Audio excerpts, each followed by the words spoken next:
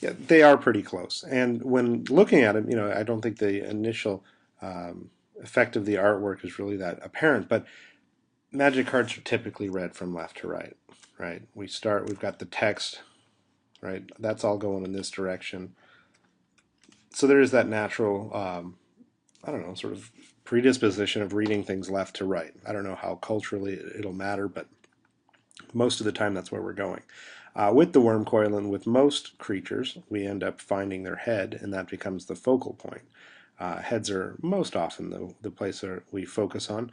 And then from there, I mean, Swanland's really good at creating these lines, right?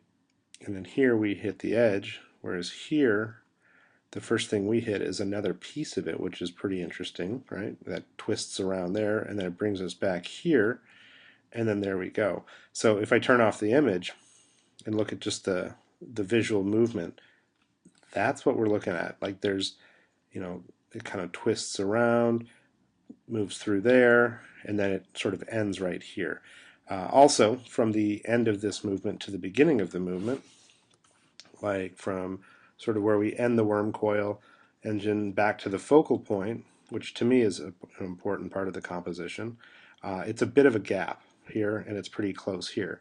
Now, you could argue that this, if it came up and we could bring this back in, if it didn't hit the edge, and if it actually was a more natural transition to get back into this piece of the tail and bring us back around here where the twist is here, like where it actually coils around itself is right up in here, then we would be looking at maybe a stronger composition, partially just because it creates that internal loop.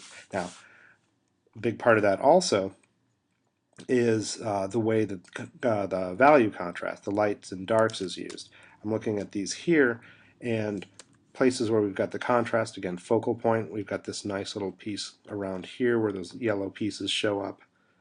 These here take us right off the edge, and then we don't really, I mean, again, it's hard to get back into this. This line here, if this line here was the main way that our eye was moving across that, I think it would be much stronger, but it's actually through here. Whereas this guy here, we've got these guys that come around here, and then we pick up with this, pretty interesting pattern that's going on here. At that point, we're already, we have that visual momentum that takes us off here, back up and around. I think the background in the promo is actually stronger because of the way that we've got these diagonals here that contrast the diagonal of some of the stuff that's going on here, whereas here, everything in the background sort of reinforces that movement here. It sort of goes against what we're doing, although that actually makes it more dynamic. But I think this one, from a more formal standpoint, is more interesting with the way that the movement in the center interacts with the negative space. But that doesn't seem to be too important when it comes to creating action and movement here. So anyway, that's my read on it.